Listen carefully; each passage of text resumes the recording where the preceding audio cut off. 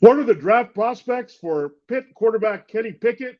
What are the likely landing spots, and what can we expect from him in production wise for fantasy football sooner rather than later? It's time to break it down right here and right now as we close another week on Locked On Fantasy Football. Are Locked On Fantasy, your daily NFL fantasy podcast. Part of the Locked On Podcast Network. Your team every day.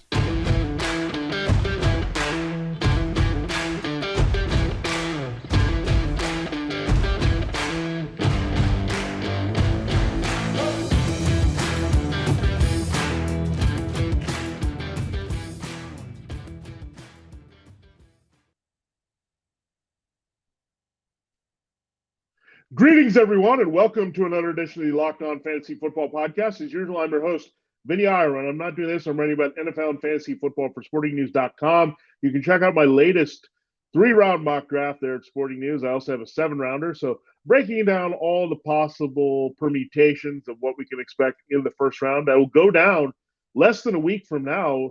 Next Thursday night, April 28th, we'll know where these top two quarterbacks are going for sure. So Malik Willis was our breakdown there on Thursday. We looked at his skill set, did a complete scouting report, as well as looked at the most likely landing spots, including the betting odds and where we're looking at him producing sooner rather than later. We're going to do that again with Kenny Pickett. So Pickett on the board for some ahead of Willis, and he could go first and Willis second, or could go the other way around. These guys could both go in the top 10. One could go in the top 10. One could fall a little bit further down, and Pickett is the guy that it looks like he could fall a little bit if one particular team doesn't take him in the top 10. So we'll break that down for you, and those teams that are looking at it. We'll look at those 6 teams according to the betting odds who are the most likely fits for him in the draft at different spots in the first round. So Kenny Pickett, you'll get to know him and what he could bring here for NFL production, as well as what that means for fantasy football and whether he can be an asset here as a rookie, or do we have to wait a little bit here and just treat him as a QB2 and look at him as a potential QB1 in 2023? So we'll do that here on today's show. Thanks for making Locked On Fantasy Football your first listen every day. We are free and available for you on all platforms. All right, Kenny Pickett. Let's break down this prospect, shall we? The first thing that stands out for me for Kenny Pickett is this kid is fearless. He went back to school, and I think it was a great decision because he was thinking about coming out, and he was on the radar for some teams as a sleeper quarterback, but he just took control at Pitt.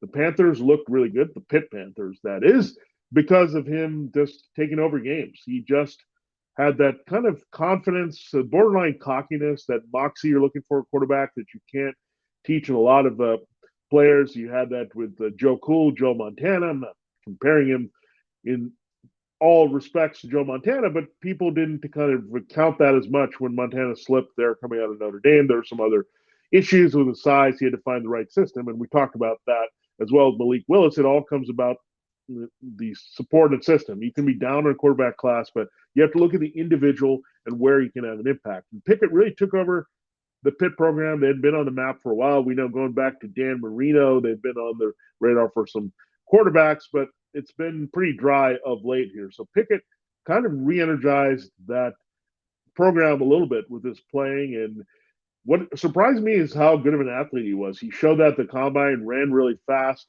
just took control there, and he can run like a freight train. So get out in open space and make some plays there. A little bit of Joe Burrow swagger to him in his own right, I think, in a good way. It's not like the Baker Mayfield type swagger. I think it's the real positive swagger where you need it, you can't teach it, and that is going to give you the moxie needed to make a lot of plays. So he's a playmaker. He's going to get whatever it takes to get done. He has a high floor, I think.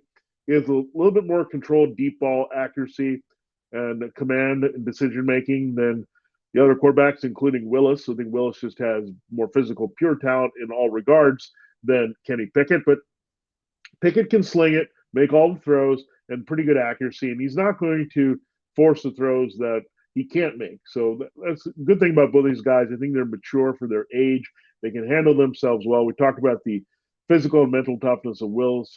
Pickett has a lot of that as well with his confidence, again, borderline cockiness that keeps him in check here too.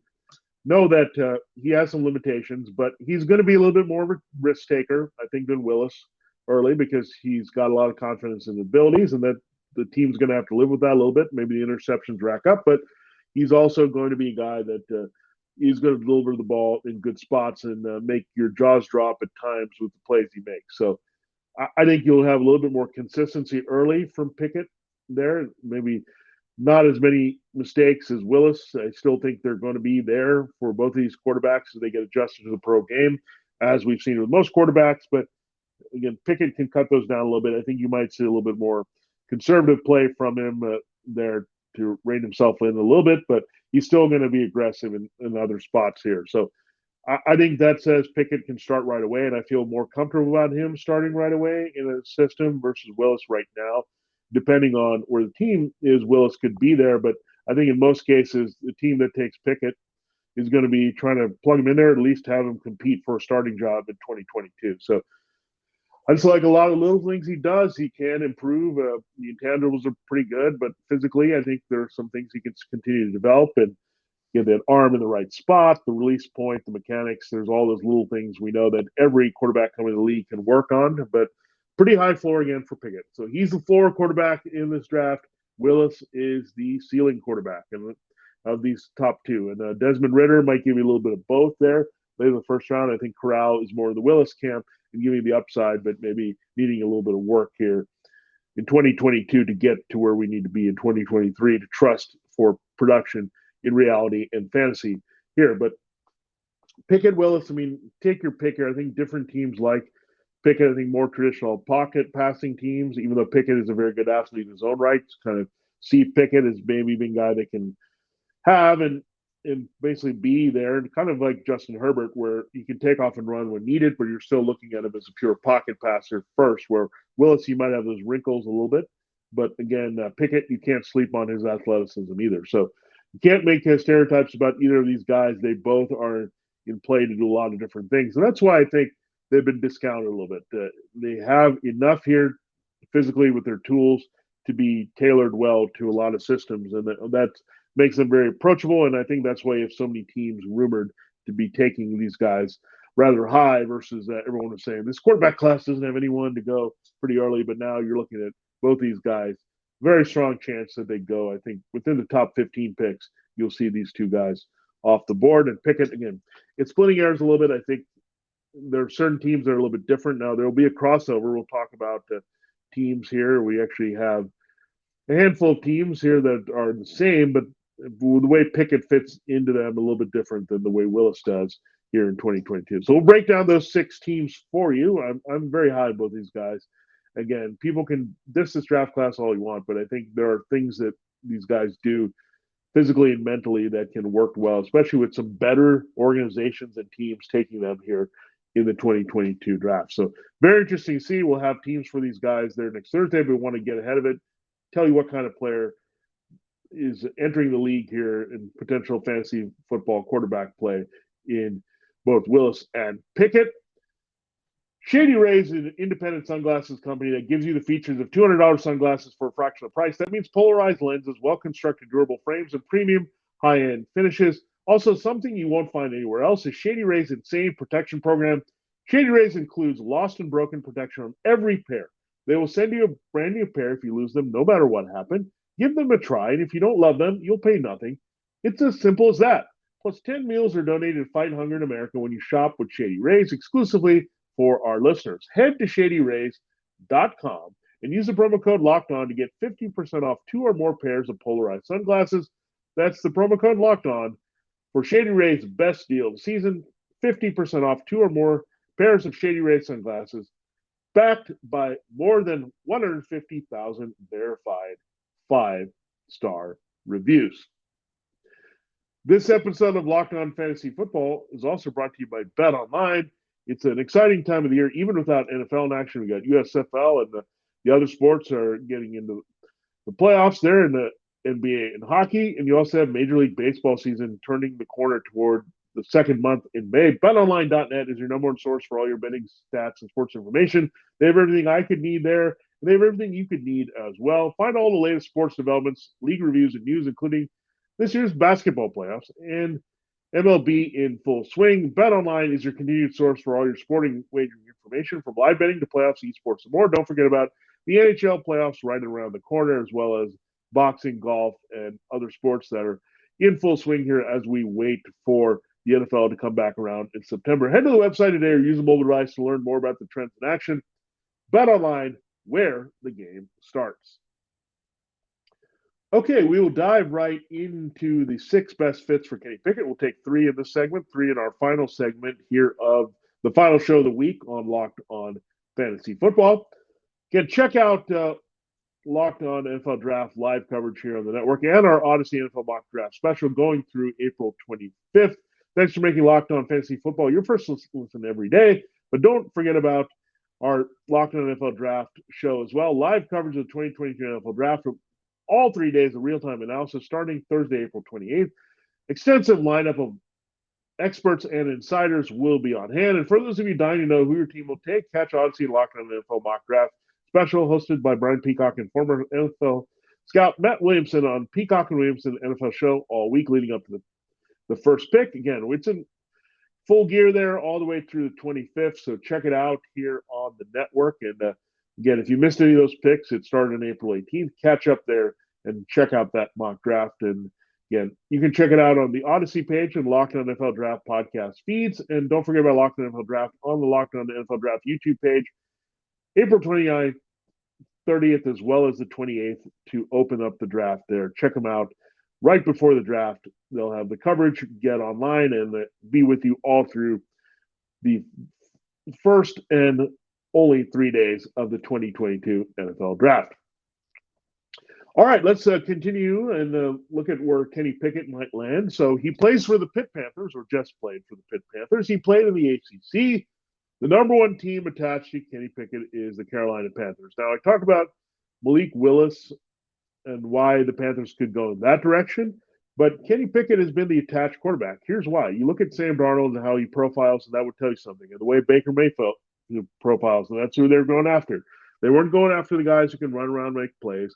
Who's their offensive coordinator? It's Ben McAdoo. So as much as I would like to see Willis there working with DJ Moore in that situation, I think Pickett is a better fit here for Carolina because of how they want to operate their offense and what they have around. So Pickett and DJ Moore can have a good connection and a little bit downfield and stretching the field there. I don't think you'll have running from the quarterback as a design part of what the Panthers do. So all that factored in, and they wouldn't mind Kenny Pickett occasionally running, but they want to be a running team, play off that a little bit and throw downfield and also get the ball out quickly and accurately there. And that's what McAdoo is going to ask for in this offense. So Kenny Pickett, I think, better situated to make those type of throws in that type of offense. So it's not an offense to Malik Willis. It's just the way the Panthers want to operate, and Malik Willis will be better off there on another team that wants to use all of his dynamic skill set. I mean, so that's what you're a little bit concerned about with the Panthers. Are they trying to get too pigeonhole-y with their quarterback here with Pickett and say he has to be this type of guy? I'm not so sure on that, but again, offensive line is going to be concerned for Pickett. Can they keep McCaffrey in the running game healthy to balance things out for him? So those are the biggest concerns. So I would say they're a mediocre landing spot, and I don't see any scenario where I'm going to go after Kenny Pickett as a Panther as a QB1. Remember, Sam Darnold is buried as a QB2. So maybe a little bit bump up at QB2 if Pickett is a guy and can win the job over Darnold here. But again, not a lot of a buzz here if that would be the case for fantasy football, if that's the buzz in reality football with him going at number 6 overall there. Now, the Steelers at number 20, I've liked this an ideal fit again. I like Malik Willis with the Steelers, but I think I like Kenny Pickett a little bit more with the Steelers because Pitt, you got that local connection. I think you look at, again, comparisons to Ben Roethlisberger, he kind of fits a little bit more with his frame and all that. Malik Willis a bit slight here. I do like Malik Willis's mental makeup and working with Mike Tomlin. That is his biggest asset. In terms of physical, I think Pickett might be a little bit more suited to what the Steelers want, a quarterback to replace Roethlisberger. He has a little bit of Mitchell Trubisky in him, so that would also be an indication, some underrated athleticism at a high level with that arm, the accuracy to make a lot of throws when needed.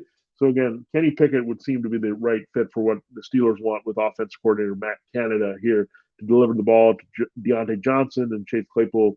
Pat Freiermuth's a good supporting cast there. They're going to have Najee Harris out of the backfield as well. So there'll be a lot of pressure off Pickett to produce, but that could set him up to produce here. So He's still an QB2 here because the running upside is a little bit in flow here, but he'd be much higher and more appealing QB2 with some streaming potential if he went to Pittsburgh instead of Carolina there. So the Pitt Panther, better off with Pittsburgh than he is with the Panthers here as a pro.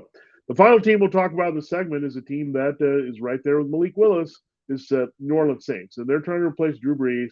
Jameis Winston, you look at him, the Kenny Pickett profile is more like him and Andy Dalton there than trying to go to the versatile throw the ball downfield and big athlete type of route. And I know Taysom Hill is a bigger athlete. Malik Willis, however, in that same vein, the Saints didn't want to go in the Hill direction there, and they've been looking more at Winston and Dalton. So that would say Kenny Pickett's a little bit better fit. So we did talk about, again, Willis being pretty good for the Steelers and Saints, but I think Pickett fits those teams a little bit better. Well, I think Willis is a good fit for the Seahawks and the next team we'll talk about there for Pickett. So again, that's how it kind of breaks down. It's all about fitting with the right team, with the right cast around you, and also the willing coaching staff to get the most out of your abilities. And I think, again, the Saints and Steelers a little bit more in that conducive environment for Kenny Pickett than they are Malik Willis at this point. But yeah, look at the Saints. I mean, the biggest thing we talked about with Willis as well, they got a sharp left tackle after losing Terron Armstead to the Dolphins in free agency. Just couldn't afford him.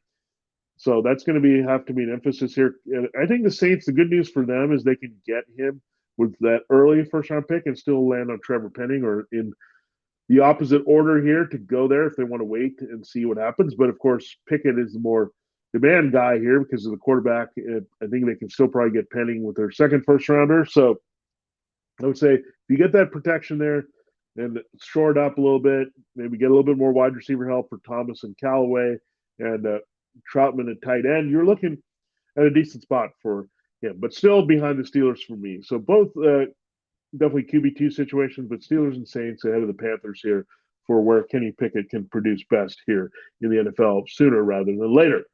All right, still three more teams to talk about. One more crossover team with the Malik Willis fits here in the draft in our final segment here.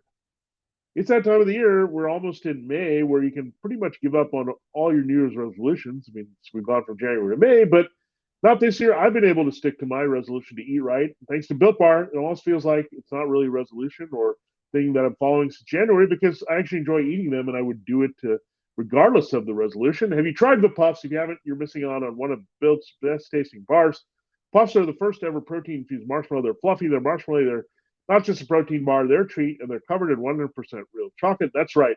All Built Bars you get are covered in 100% real chocolate. That includes the Puffs. You can go to Built.com and scroll down to the macros chart. You'll be blown away. High protein, low calorie, high fiber, low carb on all Built Bars. A typical candy bar can be anywhere from 200 to 300 calories. These are way better for you. And so replace your candy bars with these, whether you like the Puffs or the regular Built Bars or both. These are the alternatives that you need to invest in here, and they're going to be good for your health for sure long term. Most Built Bars contain 130 calories, 4 grams sugar, and 4 net carbs only, and 17 grams of protein compared to a candy bar, which usually has 240 calories, 30 grams of sugar, and dozens of net carbs. Mint brownie, coconut, almond. These are some of the classic flavors that you can check out at Built Bar. They have new flavors coming out all the time. They're Built Bar, they're all about the taste. They make it taste delicious first and figure out how to make it healthy. And I don't know how they do it, but they pull it off every single time. You get it on Built Bars right now, whether the Puffs or any other kind of bar. Go to Built.com, use promo code LOCK15, and you'll get 15% off your order. The promo code LOCK15 will get you 15% off at Built.com. All right, let us close the show looking here at the final three intriguing landing spots for Kenny Pickett, according to the betting odds on where he will land. Again, if you missed our breakdown of Malik Willis and where he can land, then check that out. That was our previous show there on the feed. The Falcons, this is the crossover team I was talking about. I do prefer Malik Willis with the Falcons and Kenny Pickett. Again, they couldn't who their quarterback is Mariota. They went in a different direction away from Matt Ryan. Do they want another Matt Ryan type here from the ACC, or do they want a little bit more dynamic and running ability and being able to incorporate the dual threat there? And again, Pickett can run, but I think he's more pick his spots type run, or where Malik Willis could be designed in that. I think he's a little bit more dynamic of an athlete there. And again, the Falcons also are not set up right now to win much. They got to figure out wide receiver. Their offensive line is pretty good with a lot of first-round capital there, but still got to get sturdier there for Arthur Smith. It's an offense in transition. What do you get out of Cordell Patterson here in year two? No Calvin Ridley, Russell Gage. So not the established guys that you're looking for to help Pickett succeed. So if you've got a quarterback with that high floor, you want to have a team with a high floor, and the Falcons don't have that. They're in rebuilding mode here with Mariota. So that's why I think Willis, give him a year there with the Falcons and go in that direction. Pickett, just not feeling it with the Falcons to be productive at all, and bury him lower as a QB2 if that happens here in 2022. All right, the next team we look at is the Titans. The Titans have popped up on the list for Kenny Pickett. They're picking lower in the draft, but Pickett could fall a little bit. We talked about that. Malik Willis satisfies one of those teams. Given the crossovers here, we've talked about those teams, the Panthers, Steelers, Falcons, and Saints. That would mean one of these guys will be off the board first, and that would leave the other team thinking about other possibilities. And the Titans are one of them here later in the first round. And they could also be in play for Cincinnati's Desmond Ridder here as an option late if they are not happy with Ryan Tannehill. But I think Kenny Pickett playing off that running game, still offensive line is intact with Taylor Lewan, the guys up they have up front there. So still pretty good. Running game with Derrick Henry is going to put you in good position there. They have very good receivers for now with A.J. Brown. You could be holding out a little bit, but I still think you'll be in the fold. Robert Woods coming off the torn ACL. But Brown and Woods is a pretty good combination for any quarterback. You also have Austin Hooper, their tight end, after the Browns released him. So some decent spots there. The offensive line, the skill position players, and we know the running game to really facilitate Kenny Pickett. So the Titans are a really good fit because I think they would open up the competition there between him and Ryan Tannehill to have a shot here. And Tannehill has had some good fantasy football production. So the Titans would be very appealing as a back-end QB1 should Pickett start right away for them. And the Commanders have some appeal there. They're our last team we'll talk about here for Kenny Pickett. They're sixth on the board in terms of betting odds on can they land him. A bit of a dark horse for him at number 11 overall, but right in the wheelhouse where they could think about the quarterback. They do have Carson Wentz. They made that trade there with the Colts. So they do have an option, but you look at Wentz being an upgrade there over Tyler Heineke. Kenny Pickett competing with Wentz would be very intriguing, wouldn't it? So at this very nature, in this very moment, you'd say it's not a good spot at all because Pickett's going to have to battle Wentz. But that aside here, beyond that, I think you look at the receiving core, they could upgrade it there. Now, using a pick on Pickett would say they'd have to find that wide receiver elsewhere. We had Terry McLaurin, you got Logan Thomas, you got Antonio Gibson and J.D. McKissick out of the backfield. So there are some things you can work with. I just don't see Pickett beating out Wentz and being in a situation where he's more red-shirted. So I think that's another thing with Willis they could do. So I think the Commanders should be in the mix more for Willis at number 11. Again, you stash him a little bit, knowing that you have Wentz right now. While Pickett, I think you want to try to compete and get him on the field. So Pickett is more a sense of urgency type quarterback that you look at. Well, but Willis is more, let's look for bigger things in 2023 because he's got that high ceiling here in the draft. So that's how you kind of compare these two. Again, I always like to look at ceiling versus floor because, again, sometimes floor is important. You need to plug and play and try to be competitive. The Steelers were a playoff team last year. The Saints were on the brink of the playoffs last year. The Panthers think they can be a little bit better as well. The Titans, we know, are established playoff team of the AFC South champions here. So there's all good teams here that could help Pickett. And so sometimes the better teams are going to help. Malik Willis could end up on a worse team, whether it's the Lions, Panthers. They're more so than the Steelers or Saints there. And Falcons. And I think the Seahawks would be the best bet of all these teams there to help these quarterbacks because of the established players. But the Steelers are a close second here. And again, that's what you're going to get. Malik Willis upside, maybe a rebuilding team, maybe not in a transition team at worst. And then Kenny Pickett, better off going to a more established team here because he's a little bit more established as a passer here from his play at Pittsburgh. So there you have it. Complete breakdown of Kenny Pickett for you and the scenarios for him in the NFL draft, what kind of player these teams are getting and what kind of player that these teams can turn him into here for production here in 2022 and beyond. Thanks for making Locked On Fantasy Football your first listen every day. We'll have a lot more draft talk for you on the flip side of this next week on Monday there. And so a lot more leading up. We'll track the news and maybe catch you up on the latest news and rumors involving all the teams there as we get closer and closer to Thursday in the first round. The team's going to the clock at 8 p.m. Eastern time there on April 28th. Now make your second listen, Locked On NFL Draft. Speaking of the draft, you got to get in on it and get all over it here on the network. Ryan Tracy and former NFL cornerback Eric Crocker been in the NFL Draft Life every day with insight analysis on college football prospects and NFL front offices. It is free and available wherever you get your podcasts. For Locked On Fantasy Football, this has been Vinnie Iyer with our breakdown of quarterback Kenny Pickett and his prospects in the 2022 NFL Draft. Again, more draft talk on your way on Monday. Have a great weekend and see you then.